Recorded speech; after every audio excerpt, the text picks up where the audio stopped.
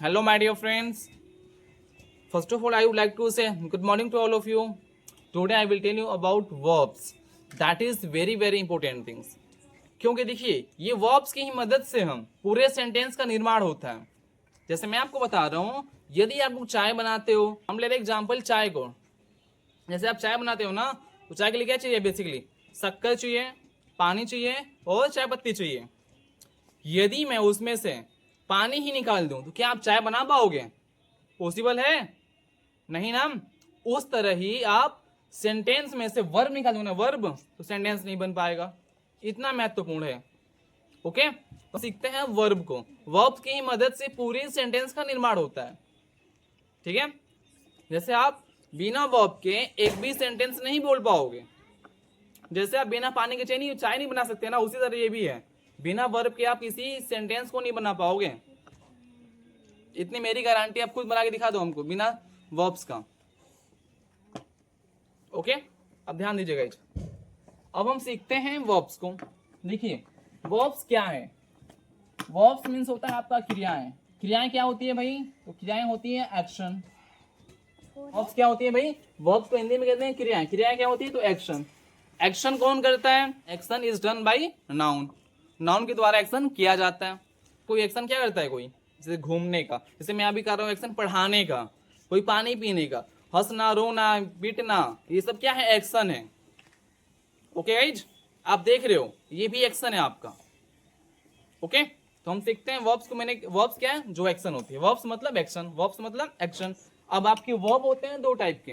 कितने होते हैं? मैनुअल रूप से ये 2 टाइप के होते हैं। फर्स्ट होता है आपका मेन वर्ब, इसका क्या होता है? मुख्य क्रिया। इसी में आपका आता है एक्शन। क्या आता है भाई? एक्शन। और ये दूसरा आपका होता है हेल्पिंग वर्ब, इसका अर्थ होता है सहायक क्रिया। इसमें ये होता है नॉन एक्शन। नॉन एक्शन, इसमें कोई एक्शन नहीं होती, इसमें कोई एक्शन नहीं होता। ठीक है, मैं आपको बता रहा हूँ। पहले मेन वर्ब के बारे में सीखते हैं, उसके बाद सिखाएंगे हेल्पिंग वर्ब के बारे में। ओके गाइज, देखिए गाइज, मेन वर्ब क्या है? तो मेन वर्ब होते हैं 5 टाइप के। कितने होते हैं ये? 5 टाइप के। आवाज आती है भाई? मत बोलो। ये कितने होते हैं? 5 टाइप के। पहला होता है आपका V1, दूसरा V2, तीसरा V3, चौथा V4 और पांचवा V5। यही आपके 5 है। इसी में आपका पूरा एक्शन है। इसी में पूरा आपका जो होता है ना टेंस, वर्ब के थ्रू ही हम टेंस को सीखेंगे। जिसको टेंस नहीं आती ना समझना, बोलना, लिखना, वो शायद इंग्लिश को समझना उसके लिए मुश्किल होगा।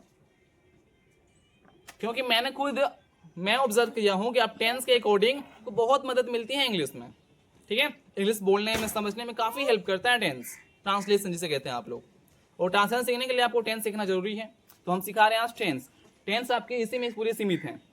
वर्ब्स के द्वारा ही आपके जो 5 है ना, V1 से लेकर V5 तक, इन्हीं 5 में आपका पूरा टेंस फिनिश्ड है। ठीक है, ध्यान दीजिए। तो हम सबसे पहले सीखते हैं आपको V1 क्या है। V1 क्या है? तो देखिए भाई, V1 का फुल फॉर्म होता है first form of the verb. ये मेन वर्ब का पहला फॉर्म है, वर्ब का फर्स्ट फॉर्म है। V1 क्या है? वर्ब का फर्स्ट फॉर्म। V2 क्या है? तो वर्ब का सेकेंड फॉर्म। V3 वर्ब का थर्ड फॉर्म। V4 वर्ब का फोर्थ फॉर्म। और V5 वर्ब का फिफ्थ फॉर्म। सबसे पहले हम सीखते हैं V1 को। ठीक है, तो V1 में आपके कितने टेंस आते हैं ये समझो पहले।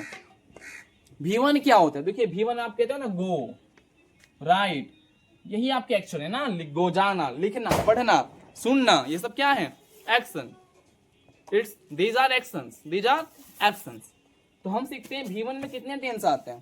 तो देखिए गाइस, V1 में मेनली उससे 2 टेंस आते हैं। पहला होता है प्रेजेंट इंडेफिनिट, दूसरा होता है फ्यूचर इंडेफिनिट। ठीक है, प्रेजेंट इंडेफिनिट टेंस क्या होती है पहले ये जानते हैं।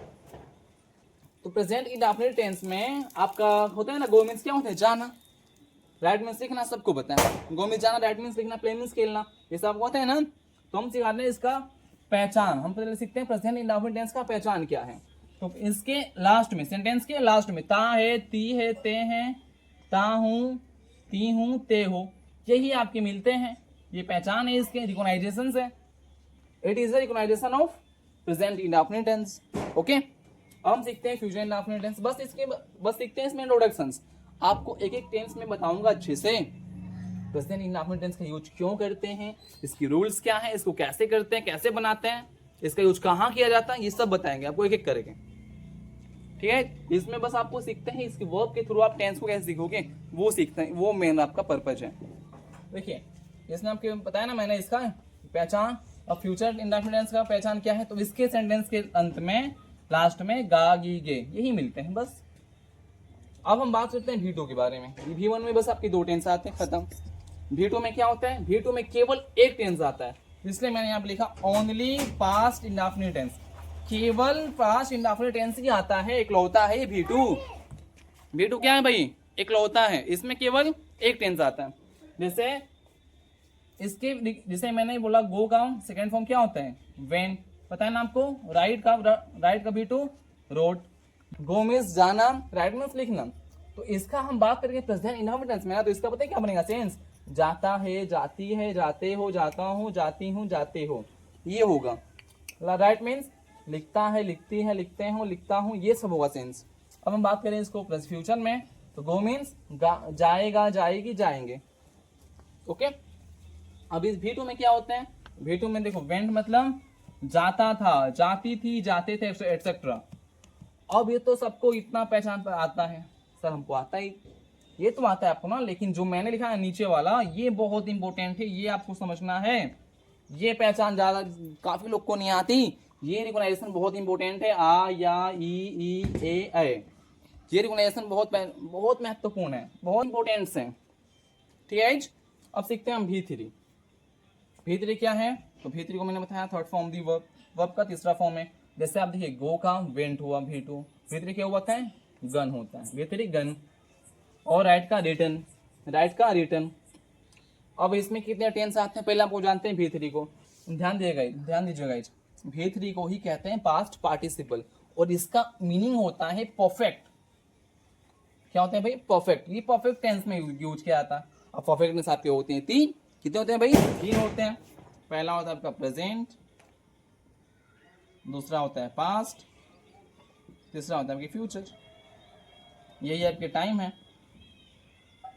Present perfect tense, past perfect tense और फ्यूचर परफेक्ट टेंस, यही आपके टेंस होते हैं। अब मैं बात करूं प्रेजेंट परफेक्ट टेंस की रिकॉग्नाइजेशंस की, तो इसमें आओ देखो क्या होता है अंत में, सेंटेंस के लास्ट में क्या मिलता है आपको, चुका है, चुके हैं, चुकी हूं, चुका हूं, एक्सेट्रा, ये सब तो आता है, ये सब बुक में मिल जाएगा।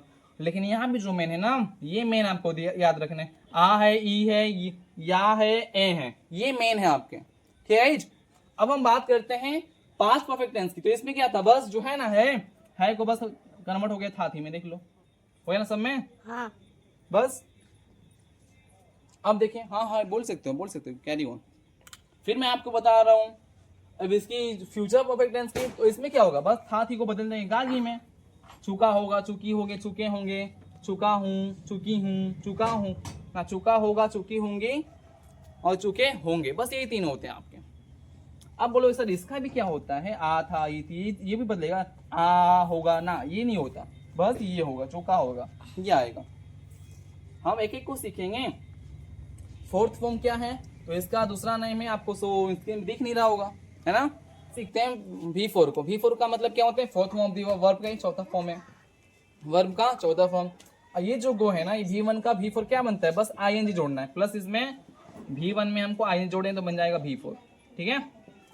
V1 में यदि हम V4 में ING अप्लाई कर दें तो बन जाता है V4, बहुत ईजी है। तो ये इसका अनदर नेम भी होता है, इसका अनदर नेम क्या है, इसका नाम है अनदर नेम प्रेजेंट पार्टिसिपल है भाई इसका अनदर नेम।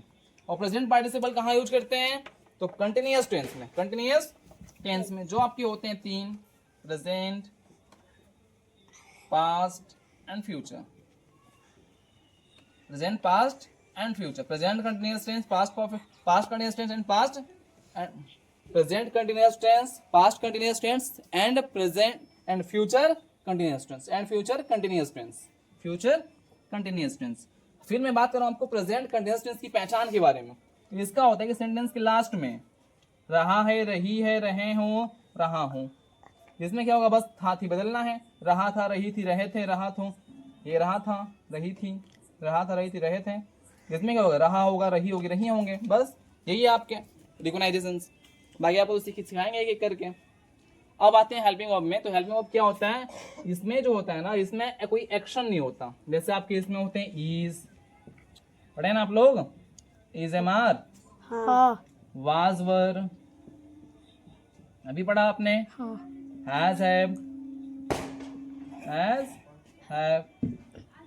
हैड भी आता है इसमें।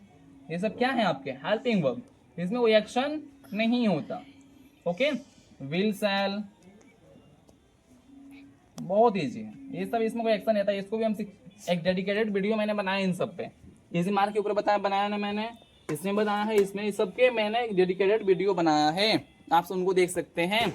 ठीक है गाइज, आई होप आपको समझ में आया होगा।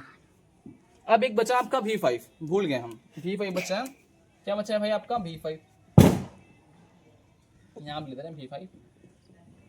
V5 कुछ बहुत आसान है, ये प्रेजेंट इंडेफिनिट टेंस में होता है, बस किसमें होता है तो इस सिंगुलर नंबर के साथ होता है, सिंगुलर नंबर के साथ। ये जो है ना V2, V1, देखिए V5 का यूज करते हैं सिंगुलर नंबर के साथ, प्रेजेंट इंडेफिनिट टेंस में ही। इंग्लिश में ऐसे बोलोगे आप, V5 is used in present indefinite tense with singular number, you can use। V1 को आप कुछ बोलेगा sir, so what is difference V1 and V5, how you can express it, difference है इन दोनों में।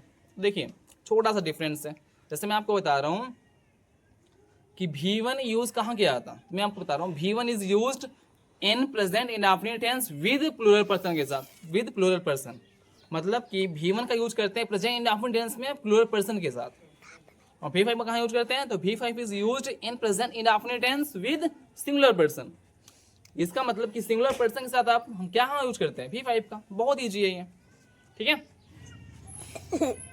आई होप आपको समझ में आया होगा। यदि आपको मेरी वीडियो अच्छा लगी तो आप लाइक कीजिए, सब्सक्राइब कीजिए और शेयर कीजिए।